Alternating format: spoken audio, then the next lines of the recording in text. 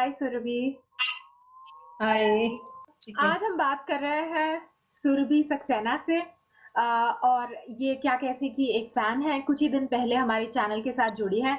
तो सुरभि, हमें कुछ अपने बारे में बताइए कि आप कहाँ से हैं और आप क्या करती हैं। हाय एकता। Hi everyone. मैं सुरभि हूँ, सुरभि सक्सेना। और बेसिकली मैं हूँ तो जबलपुर एमपी से, मध्य प्रदेश से। अच्छा। मेरा जन्म वहीं हुआ, मेरी पढ़ाई लिखाई वहीं हुई। और मैंने जो रेडियो का करियर है वो भी जबलपुर रेडियो स्टेशन से ही शुरू किया था, आकाशवाणी जबलपुर से। तब मैं कंपेयर हुआ करती थी क्योंकि तब हमें 45 मिनट का शो करना होता था। जबलपुर से फिर जब हम दिल्ली शिफ्ट हुए, और दिल्ली शिफ्ट होने के बाद एफएम चैनल के साथ मैं जुड़ गई। राइटिंग का वर्क मैं करती हूँ। मेरी एक खुद की एक किताब भी है, पब्लिश हुई है, अच्छा। मुट्ठी भर आकाश। हम्म। और कुछ गाने हैं जो यूट्यूब पे चल रहे हैं, जो मैंने लिखे हैं और मुंबई में रिकॉर्ड हुए। अच्छा। तो बस लगी हुई हूँ थोड़ी चीजों को देख रहे हैं। कुछ फैमिली प्रॉब्लम्स भी लाइफ में रही। हम्म। और बेटी है एक मेरी, बारह अच्छा। साल की। अच्छा। बस अब जिंदगी जो है धीरे धीरे हल्की फुल्की रफ्तार पर है, और बस यही है जिंदगी। तो बहुत टैलेंटेड है आप रेडियो जॉकी हैं, आप लिखती हैं और अब आप यूट्यूब चैनल शुरू करने की कोशिश कर रही हैं। तो हमें बताइए, आप इतना सब कुछ कैसे कर लेती हैं।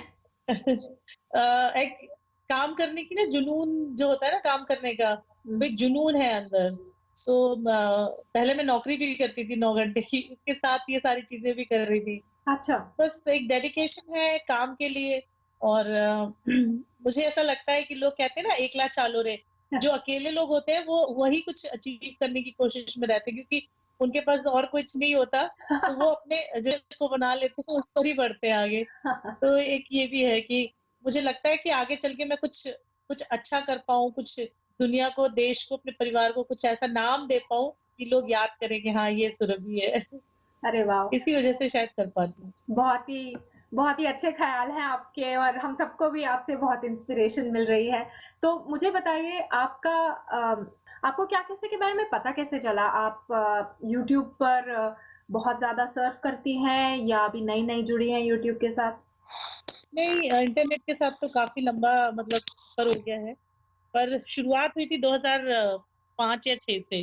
हम्म। उसके बाद 2008 में मैंने गूगल अकाउंट बनाया। यूट्यूब बना लिया था, लेकिन इतना मेहनत नहीं की जितनी आपके चैनल पर लगता है। देखकर समझ में आता है कि मेहनत है कुछ, क्योंकि टाइम नहीं था, नौकरी थी, ये था, वो था। हम्म। बट अभी कुछ दिन पहले जब मैंने नौकरी छोड़ दी, तो मैंने सोचा कि अब कुछ और करियर ढूँढा जाए जिसमें पैसे भी मिलें। हम्म। तो बस उसी सर्चिंग के दौरान मुझे क्या कैसे जो है वो मिल गया। तो बस उसको देखना शुरू किया, काफ़ी अच्छे वीडियोज़ थे। Inspiration thank you. मिली कि भाई अगर इस तरह पैसे कमाए जा सकते हैं तो कुछ हम भी सीख लें, कर लें। तो बस इसी तरह आपसे जुड़ाव हो गया मेरा। Great. Nice to hear that. तो आपका कोई यूट्यूब चैनल भी है, उसके बारे में हमें बताइए थोड़ा बहुत। हाँ, मेरा एक यूट्यूब चैनल है, वो सुरभि सक्सेना 77 के नाम से है। हम्म। काफ़ी पुराना हो गया है ये अकाउंट। अभी हालाँकि पुराना होने के बाद भी इसमें जो मतलब सब्सक्राइबर्स हैं, वो मेरे ख़्याल से अभी 200 भी नहीं है। हम्म। मतलब 150 से अबव है, लेकिन 200 नहीं है। कि अच्छा। वो रीज़न वही है कि मेरे चैनल में अभी मैं इंटरव्यूज़ भी करती हूँ, उसी में डाल देती हूँ, कुकिंग से रिलेटेड भी उसी में डाल देती हूँ, इंटरव्यूज़ करती हूँ, वो डाल देती हूँ। और अपनी पोएट्री या शेरो-शायरी अगर मैंने रिकॉर्ड की है या कुछ लिखा है, मैं वो भी उसमें डाल देती हूँ। बट हम्म। बहुत सारी ऐसी चीज़ें हैं जो छोटी-छोटी जो मुझे आपके चैनल से देखने के बाद पता चली कि ये मिसिंग है। हम्म। वो सारी चीज़ें अब कवर अप करने की कोशिश में लगी हूँ। अच्छा। तो इस वज़ह से क्या है, चैनल, हाँ, चैनल जो है उतना हाइप पे नहीं है, बट हाँ, चैनल यही है, सुरभि सक्सेना 77। ऐसे कौन से सवाल राइट। हैं जो शायद आप मुझसे पूछना चाहती हैं, जिससे कि मैं आपकी थोड़ी हेल्प कर सकूं। और वीडियोस इतने ज़्यादा बन पाते नहीं, लेकिन सवाल इतने सारे होते हैं। तो अगर आपके कुछ छोटे मोटे सवाल हैं तो मुझसे आप पूछ सकती हैं, और अगर मुझे जवाब पता होगा तो मैं बता दूंगी। जी। सबसे पहले तो ये सवाल है कि अगर मुझे अपने जो यूट्यूब चैनल क्रिएट करना है कोई, या मतलब चलाना है, तो जैसे कि मेरा खिचड़ी चैनल है, मतलब उसमें सब कुछ मिक्स हो गया है। उसको डिफरेंट टाइप से कैसे मतलब चैनल को कैसे डिस्क्राइब करें कि ये आर्ट का चैनल है, ये एनिमल लव का चैनल है, ये सॉन्ग्स का है, तो वो कैसे करें? और क्या एक ही गूगल अकाउंट से मैं 5 या 6 चैनल रन कर सकती हूँ? आंसर जो आपका सेकंड क्वेश्चन है कि क्या आप एक ही अकाउंट से एक से ज़्यादा चैनल रन कर सकती हैं, तो उसका जवाब है हाँ। क्योंकि मेरे खुद के 10-12 चैनल हैं और एक ही गूगल एडसेंस अकाउंट भी आप उनके साथ लिंक कर सकती हैं। एक ही गूगल अकाउंट से आप बहुत सारे यूट्यूब चैनल बना सकती हैं। अब आते हैं पहले सवाल पे जो कि था कि क्या खिचड़ी चैनल होना चाहिए या अलग-अलग वीडियोज़ अलग-अलग जॉनर्स के अलग-अलग चैनल्स बनाने चाहिए। तो ये आपकी खुद की इंडिविजुअल स्ट्रैटेजी हो सकती है, लेकिन मेरे हिसाब से जो लोग होते हैं वो अपने किसी स्पेसिफिक इंटरेस्ट से आते हैं। जिसको कुकिंग में इंटरेस्ट होता है वो कुकिंग का चैनल ढूँढता है। हो सकता है कि उसे कोई पॉपुलर कुकिंग का वीडियो मिल भी जाए यूट्यूब पर टिपिकली वो जब सब्सक्राइब करता है तो वो कुकिंग के वीडियोज़ के लिए सब्सक्राइब करता है। तो इसलिए आपको अपने जॉनर के बारे में सोचना होगा कि आपको कौन-सा जॉनर लेना है पहले। आप एक से ज़्यादा भी बना सकती हैं, लेकिन मेरी एडवाइस ये होगी कि शुरू में एक पर फ़ोकस करिए। अगर आप एक से ज़्यादा चैनल बनाएँगी तो आपकी एनर्जीज़ भी डिस्ट्रीब्यूट हो जाएँगी और फिर उस एक चैनल में ट्रैक्शन लाना बहुत मुश्किल मतलब एक से ज़्यादा चैनल होगा तो उसमें ट्रैक्शन लाना मुश्किल होता है। काम भी बढ़ जाता है। एक चैनल को मेंटेन करने के लिए जितना काम होगा अगर आपके 2 होंगे तो उसमें आपका डबल काम हो जाएगा। क्योंकि आपको चैनल आर्ट, बैनर, एंगेजमेंट हर चीज़ 2 बार करनी पड़ेगी। एक बार एक चैनल बड़ा हो गया तो आप उसको पिगीबैक करके रिलेटेड चैनल्स बना सकती हैं। लेकिन इससे फिर सवाल ये भी होता है कि मेरे चैनल पर तो ऑलरेडी मैंने वीडियोज़ डाल दिए, तो अब मैं उनका क्या करूँ? मतलब उनको डिलीट करूँ या उनको रहने दूँ? ये आपकी मर्ज़ी है, लेकिन अभी आपके इतने ज़्यादा सब्सक्राइबर्स हैं नहीं, मतलब 200 से कम ही हैं, तो इसलिए कुछ ख़ास फ़र्क पड़ता नहीं। जैसे-जैसे आप बनाती जाएँगी वीडियोज़, वैसे-वैसे वो एक तरह का जॉनर बनता जाएगा, एक कैटेगरी के वीडियोज़ आते जाएँगे। अगर आप उन्हें डिलीट नहीं भी करना चाहती, तो मेरे ख़्याल से उससे कुछ ख़ास चैनल पर फ़र्क नहीं पड़ेगा। लेकिन कौन-सा जॉनर चूज़ करना, उस पर आपको थोड़ा स्ट्रैटेजाइज़ करना होगा। क्योंकि अगर आप आरजे हैं और अगर आपकी किसी चीज़ में रुचि है, अगर आपका कोई ख़ास टैलेंट है कोई ऐसा काम जो आपको करने में मन होता है और आप बोर नहीं होते, आप उस टाइप के वीडियोज़ बनाइए क्योंकि यूट्यूब का सफ़र काफ़ी लंबा सफ़र है। ये एक ही दिन में कोई फ़ेमस बन जाए बहुत ही ऐसा रेयर होता है, क्योंकि इसमें सालों लग जाते हैं। तो इसलिए अगर आपको सस्टेन करना है अपना चैनल तो आपको कोई ऐसी चीज़ करनी चाहिए जिससे कि आप बोर ना हो। क्योंकि वरना 1 साल में, 1.5 साल में आप बोलेंगे ये मैं क्या कर रही हूँ और मैं क्यों कर रही हूँ? और वो फिर आपके व्यूअर्स को भी समझ आ जाएगा कि इसका इसमें दिल नहीं है। They can feel it that you don't give quality output. इसलिए वो करिए जिसमें आपका मन हो और वो करिए जो आप लंबे समय तक आप सोचती हैं कि आप कर सकती हैं। तो एक कोई जॉनर पकड़ लीजिए जो मर्ज़ी और फिर जब वो बड़ा हो जाए या उसमें 10,000 से ज़्यादा सब्सक्राइबर्स हो जाएँ, तो तब आप सोच सकती हैं कि मैं कोई और दूसरा चैनल बनाऊँ और उस पे फ़ोकस करूँ।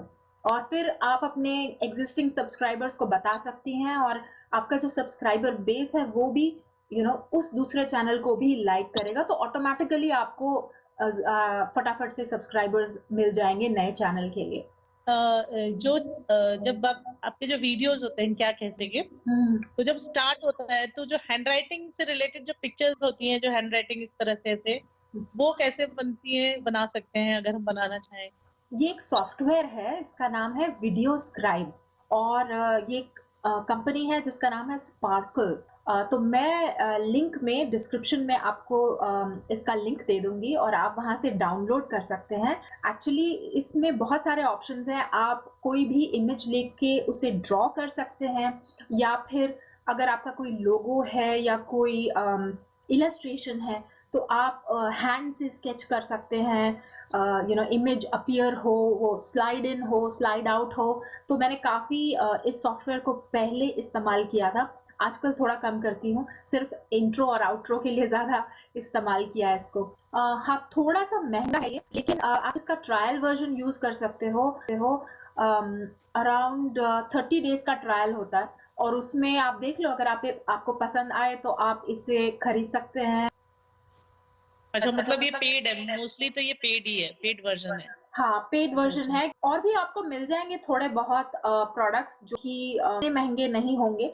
लेकिन ये ज़रूरी नहीं कि आप सिर्फ़ वीडियो राइट से ही खरीद कर ही बनाएँ।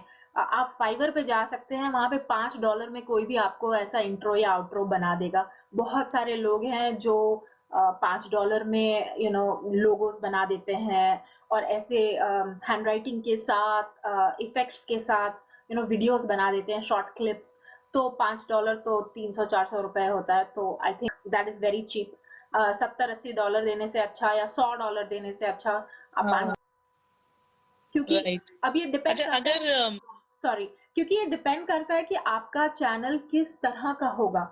मैं यूजुअली स्क्रीनकास्ट बनाती हूँ और मेरी शक्ल नहीं दिखती है, तो इसलिए मेरे लिए ये सॉफ्टवेयर वैल्यूएबल है। लेकिन अगर आप अपनी वॉइस का ज़्यादा इस्तेमाल करने वाली हो या कुकिंग डेमोंस्ट्रेशंस देने वाली हो, तो फिर ऐसे वीडियोज़ आप कम ही बनाएँगे।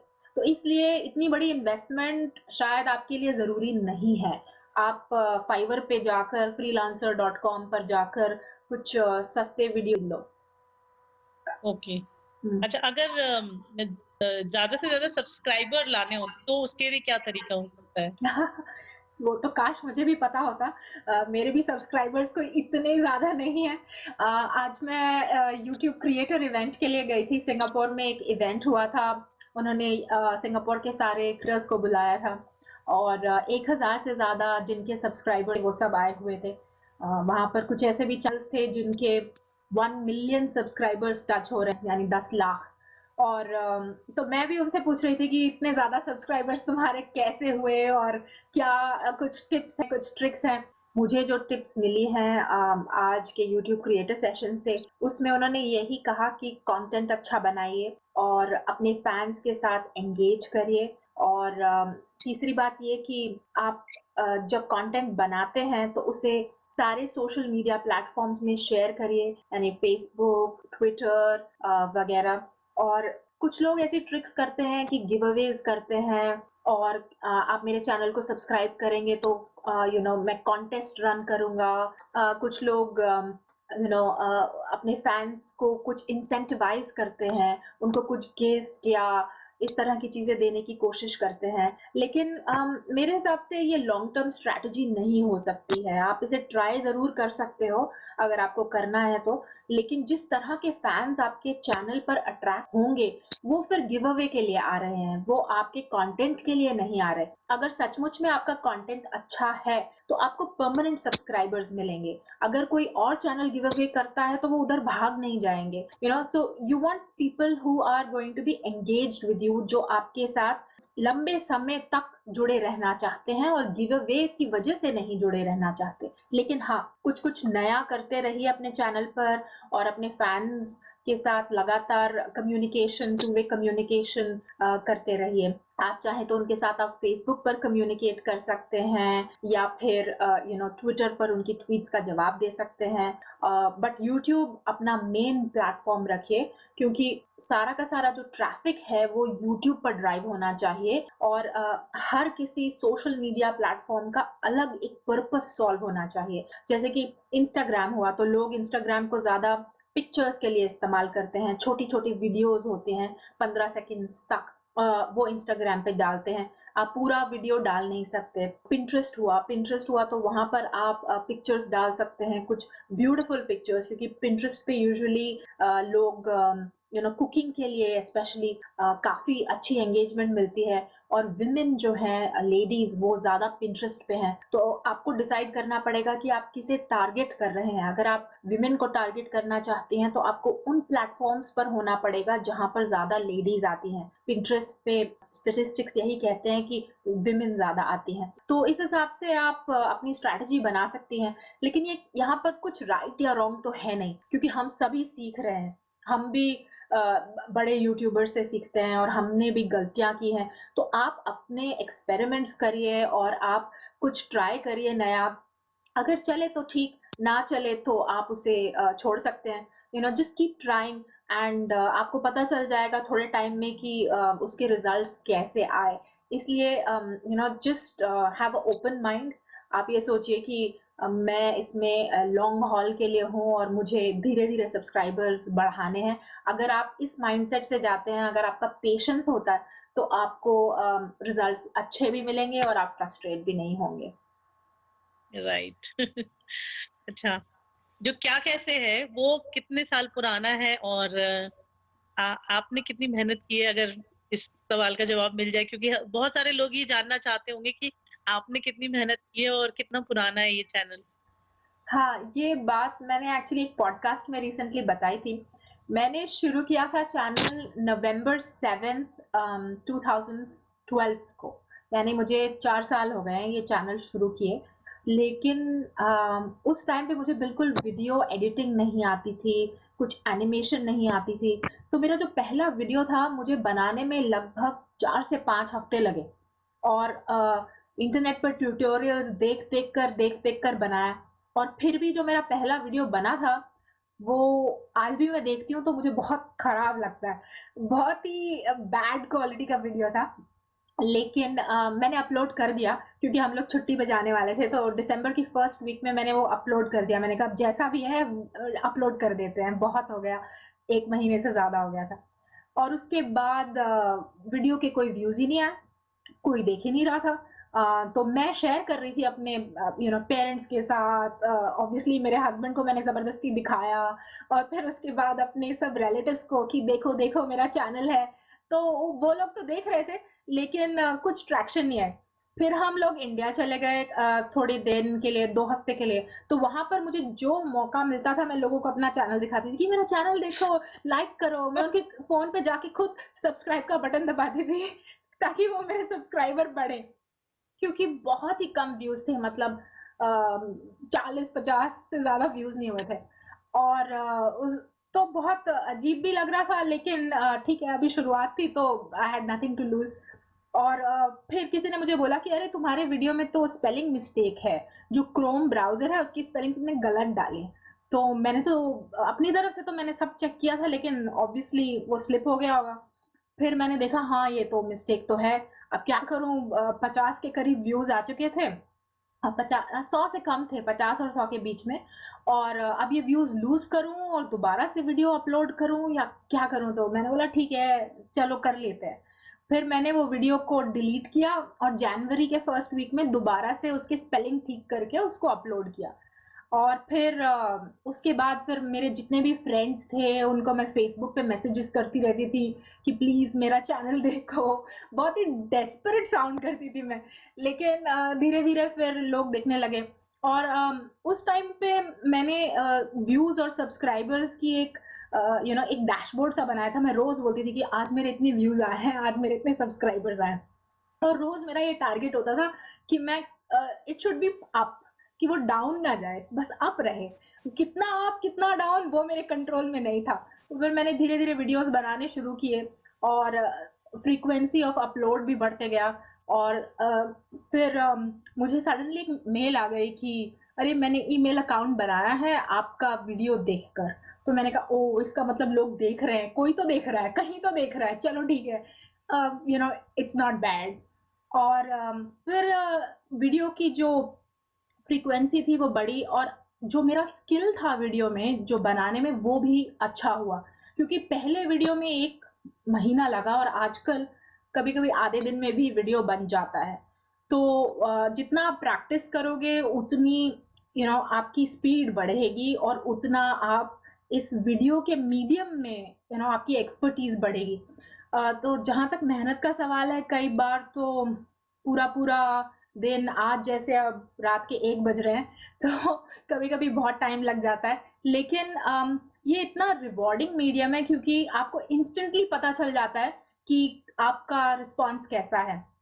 टीवी या रेडियो में इतनी वो बात नहीं होती, प्रिंट मीडियम में आपको पता नहीं चलता लोग आपके साथ इंटरैक्ट नहीं कर पाते। लेकिन क्योंकि ये ऑनलाइन मीडिया में इंस्टेंटली फीडबैक मिल जाता है और लोग बताते हैं कि अरे बहुत अच्छा था, या ये बेकार था, या ये बेहतर हो सकता था।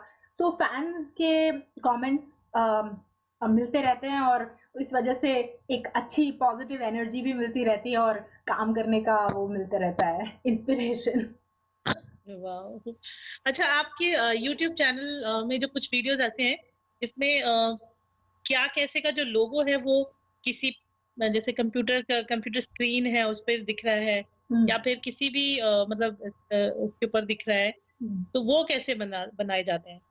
हाँ, पिक मंकी पर तो मैंने कई वीडियोज़ देखे हैं आपके, हुँ। वो तो मैंने देख लिया, बट पिक्चर के ऊपर किसी पिक्चर के ऊपर या जैसे किसी का पिक्चर हो गया, कुछ और हो गया, उसपे कैसे क्या कैसे का लोगो वगैरह जो कैसे आपने तो एक्चुअली वीडियो एडिटिंग अलग चीज़ है, पिक्चर एडिटिंग अलग है। वीडियो में आप पिक्चर्स इस्तेमाल कर सकते हैं, तो ये पिक्चर एडिटिंग है। इसमें के आप कोई भी पिक्चर एडिटिंग टूल यूज़ कर सकते हो, जैसे कि फ़ोटोशॉप, या फिर मैंने पिकमंकी का एग्ज़ाम्पल तो दिया है, लेकिन और भी साइट्स हैं, पिक्सेलर है, या कैनवा है।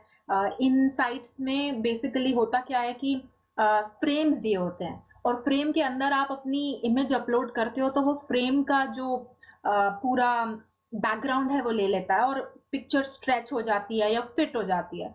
बट कोई भी आप अगर गूगल पे जाके फ़ोटो एडिटिंग टूल्स टाइप करोगे, आपको फ़ोटो एडिटिंग के फ्री सॉफ्टवेयर्स मिल जाएँगे, और पेड भी हैं, बट फ्री बहुत ही बढ़िया है। तो मैंने तो आज तक इनमें कोई पेड ग्रेट खरीदा नहीं है, फ्री से ही मैं काम चलाती हूँ। अच्छा, अच्छा।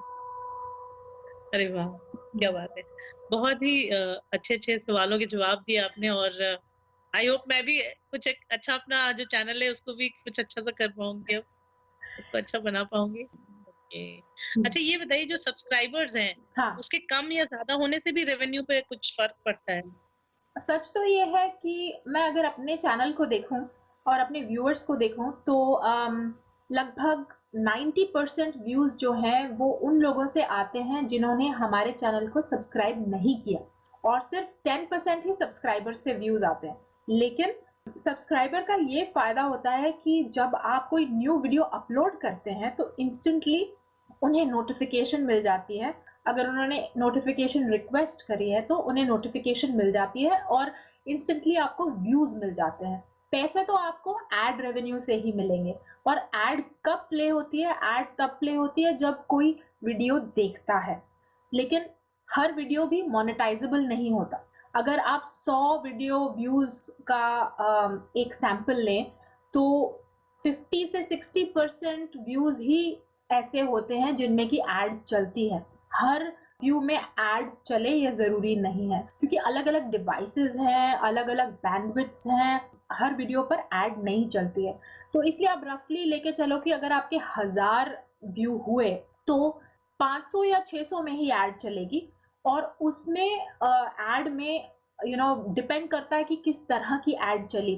क्योंकि कुछ बैनर एड्स होती हैं, कुछ शॉर्ट फॉर्म एड्स होती हैं जो वीडियो से पहले चलती हैं, कुछ स्किपेबल एड्स होती हैं जो लोग स्किप कर सकते हैं, और नॉन स्किपेबल एड भी होती हैं। तो ये सारी की सारी एड फॉर्मेट्स जो हैं, इसमें हर किसी में अलग-अलग रेवेन्यू होता है। तो ये कह पाना मुश्किल है कि कौन-सी एड से ज़्यादा रेवेन्यू मिलेगा, और ये भी कह पाना मुश्किल है कि कौन से वीडियो से आपको ज़्यादा एड रेवेन्यू मिलेगा। वो तो उस पे डिपेंड करेगा कि वीडियो कितना अच्छा है, लोग उसे कितना देख रहे हैं। फॉर एग्ज़ाम्पल, अगर आपका 10 मिनट का वीडियो है, तो 10 मिनट के वीडियो में अगर किसी ने पहले 30 सेकंड में ही छोड़ दिया, तो हो सकता है उसे ऐड ही ना दिखी हो। लेकिन अगर उसने 3 मिनट, 4 मिनट तक देखा, हो सकता है उसे ऐड दिख जाए। और अगर उसने बिल्कुल एंड तक देखा, तो उसके ऐड देखने का चांस बढ़ जाता है। ये लाइक्लीहुड बढ़ जाता है कि उसको ऐड दिखाई गई होगी। इसलिए कहते हैं कि एंगेजिंग कंटेंट बनाइए, क्योंकि जब एंगेजिंग कंटेंट होता है तो मिनट्स वॉच्ड ज़्यादा होते हैं, और यूट्यूब का सबसे इम्पोर्टेंट हुँ, मेट्रिक जो है राइट। वो है मिनट्स वॉच्ड। तो अगर आपके वीडियो के मिनट्स वॉच ज़्यादा होंगे, एंगेजमेंट ज़्यादा होगी, आपका वीडियो प्रमोट किया जाएगा, और यूट्यूब उसे और व्यूअर्स को दिखाएगा, उनके न्यूज़ फीड में आएगा। इसलिए कोशिश ये करिए कि एंगेजिंग कंटेंट पर ध्यान दीजिए। सब्सक्राइबर होना अच्छा है, लेकिन वॉच टाइम यूट्यूब के हिसाब से सबसे ज़्यादा इम्पोर्टेंट मेट्रिक है। Okay, okay. हुँ। क्वेश्चन तो बहुत सारे हैं, बट क्या है, जब मैं बैठती हूँ ना खुद काम करने, हाँ, तब मुझे याद आता है, अरे यार ये कैसे होगा, ये कैसे होगा? हाँ। तो कुछ चीज़ें ऐसी होती हैं जो करने बैठो ना तभी ध्यान में आता है कि अच्छा ये भी पूछना रह गया था, या ये पूछ लेते हैं चलो। तो मैंने आपके उसपे कई वीडियोज़ पे कमेंट्स भी किए थे, ये कैसे होगा, ये कैसे होगा? बट इस वक़्त मुझे याद नहीं आ रहा है कि अब मैं क्या पूछूँ? इसीलिए क्वेश्चन्स की लिस्ट बना लेते तो बेहतर था। Right, right. कोई फिर बात भी नहीं। जो इम्पोर्टेंट चीज़ें थी, हुँ, वो सारी आपने कवर कर ली हैं, हुँ। क्योंकि मतलब आप जानते हैं कि एक व्यूअर या एक लिसनर जो है वो क्या जानना चाहता है बेसिकली। सो हुँ। आपने सारी चीज़ें तो कवर कर दी हैं। आई और होप। अगर कुछ रह गया होगा तो नेक्स्ट टाइम दोबारा जब आप करोगे तो मैं आपसे दोबारा पूरा लिस्ट बना के पूछूँगी कि अ, हाँ, आप और क्या? फैन से आप क्या कैसे फैन से चैट की पहली फैन हैं, तो ऑब्वियसली मुझे आपके साथ दोबारा चैट करने में बहुत अच्छा लगेगा। लेकिन कुछ गैप के बाद आपके साथ चैट करेंगे और पता करेंगे कि आपका चैनल कैसा कर रहा है, आपने अब से लेकर तब तक क्या सीखा और क्या आपकी लर्निंग्स रही। क्योंकि ये आपने बिल्कुल सही कहा कि जब आप खुद करते हैं ना, तो आपको कुछ-कुछ ऐसे सवाल आते हैं जो कि दूर से बैठे आपको नहीं आएँगे। इसे कहते हैं लर्निंग बाय डूइंग। जो लर्निंग बाय डूइंग है, ये बहुत ही इम्पोर्टेंट है, और फिर आप एक बार खुद कर लेंगी तो आपको याद भी रहेगा और आप वो भूलेंगी नहीं, you know? So a lot of the things you will figure out when you do it yourself. आज ही मैंने थंबनेल बनाना जो है सीखा, और आज मुझे सच में ये रियलाइज हुआ कि मेरे चैनल पर लोग इसीलिए विजिट नहीं कर पा रहे हैं ज्यादा कि जो अट्रैक्टिव थंबनेल्स होते हैं वो है ही नहीं। मतलब हाँ। मेरे पे 108 वीडियो है और 108 में किसी पर नहीं है। सो ओह! अब मुझे सब 108 सारे 108 जो वीडियोस है उन पर कुछ ना कुछ बनाना होगा। सो मैं आज 3 या 4 ही बना पाई पूरे दिन में, हुँ, क्योंकि भाई हुँ। थोड़ा दिमाग लगाना पड़ता है, क्या करें, कैसे करें, कौन सी हाँ। चीजें पिक करें, हुँ। कौन से लोगोस पिक करें। आज भी जैसे उस इवेंट में हम गए, तो वो बोल रहे थे कि यूट्यूब वाली पार्टनर मैनेजर हमें बता रही थी कि थंबनेल्स बहुत इम्पोर्टेंट हैं, और हमें कुछ एग्जांपल्स भी दिखा रही थी कि अगर एक ही वीडियो हो और ये 4 अलग-अलग अच्छा, थंबनेल थंबनेल्स हैं, इम्पोर्टेंट है। बहुत इम्पोर्टेंट है। तो इसलिए थंबनेल कैची होना चाहिए, रेलेवेंट होना चाहिए, और बेसिकली ऐसा होना चाहिए कि 2 सेकंड के अंदर कोई डिसाइड कर ले कि उसे उस पर क्लिक करना है कि नहीं। लोग 2 या 3 सेकंड से ज़्यादा देखते नहीं हैं आपके थंबनेल को, तो उसी 2-3 सेकंड में आपको उन्हें ग्रैब करना है, और अटेंशन ग्रैब करने के बाद उस पर क्लिक करें, ये आपकी इंटेंशन होनी चाहिए जब आप थंबनेल का डिज़ाइन सोच रहे हैं। Okay, okay. हुँ। Thank you so much. Okay, you are welcome. तो अब नए वीडियोज़ आप बनाइए हमारे के हिसाब से, और इम्पोर्टेंट जो चीज़ें चेंज हो रही हैं ताकि हम देखें और हाँ। नए-नए क्वेश्चन्स भी हों और हम कुछ अच्छा कर पाएँ। इस हफ्ते 2 वीडियोज़ आ रहे हैं, तो एक एक्चुअली मैं इसी सेशन पे बनाने वाली हूँ कि आज यूट्यूब ने हमें क्या बताया। क्या-क्या नए फीचर्स आ रहे हैं यूट्यूब में यूट्यूब क्रिएटर्स के लिए। तो ये वीडियो मैं मंडे को लाऊँगी। और ट्यूसडे को या वेडनेसडे को मैं लाने वाली हूँ गूगल के ऑफ़िस का टूर, क्योंकि आज उन्होंने हमें अपने नए ऑफ़िस का टूर दिया, और बहुत ही सुंदर ऑफ़िस है, और बहुत ही अमेज़िंग डिज़ाइन है, और ड्रीम ऑफ़िस है। तो उसका मैं एक ऑफ़िस टूर का वीडियो भी डालने वाली हूँ। इट्स जस्ट फॉर फन, उससे कुछ शायद सीखने को ना मिले, लेकिन हाँ, बहुत लोग ऐसे हैं जो गूगल के ऑफ़िस के अंदर देखना चाहते हैं कि एक्चुअली गूगल है या कैसा? हम भी देखना चाहते हैं। देखना हमने सुना है कि ज़रूर, हमने सुना है गूगल एक बहुत बड़े गाँव की तरह बसा रखा है। लोग वहीं रहते हैं, वहीं खाते हैं, उन्हें कोई प्रॉब्लम नहीं होती। जैसे हाँ, हम प्राइवेट जॉब में थे तो हमें बड़ी प्रॉब्लम होती थी। प्राइवेट जॉब में ऑब्वियसली प्रॉब्लम तो होती है, काम बहुत अच्छे से लेते हैं, खींच के लेते हैं। जब हाँ, लीव की ज़रूरत नहीं भी मिलती, हाँ। और 2 लोगों का काम 1 जने से कराते हैं वो। हाँ। सो यूट्यूब में ये सब नहीं, और फैसिलिटीज़ नहीं देते वो प्राइवेट ऑफ़िस वाले। हुँ, हुँ, कोई हुँ। फैसिलिटी आपको नहीं मिलती अच्छे अच्छे से, हुँ, हुँ। सैलरी नहीं बढ़ती। सबसे बड़ी बात इसीलिए मैंने प्राइवेट जॉब छोड़ दी कि 3 साल से हम एक ही सैलरी पैकेज पे अटके हुए थे, अच्छा, और मेहनत पूरी करवाते थे। अच्छा। सो अब कितने दिन तक आप प्राइवेट उसमें रहेंगे, आप घर से दूर हैं, अकेले हैं, सो हुँ। इस वजह से तो ये सारी चीजें हैं और यही सुनने में आता है गूगल अपने जो एम्प्लॉयज हैं उनको काफी मतलब एम्प्लॉय सेटिस्फेक्शन जिसे कहते हैं ना वो प्रोवाइड कराता है हाँ। गूगल। वेल जहाँ तक प्राइवेट और गवर्नमेंट जॉब का सवाल है तो गूगल एक्चुअली एक प्राइवेटली हेल्ड कंपनी है लेकिन पब्लिक है। स्टॉक हम्म। मार्केट पे लिस्टेड है नैस्डैक पर। तो उस सेंस में प्राइवेट ही है। गवर्नमेंट जॉब तो नहीं है वो। लेकिन हाँ, फॉर्च्यून मैगजीन की one of the best places to work में हमेशा वो रेटेड होती है।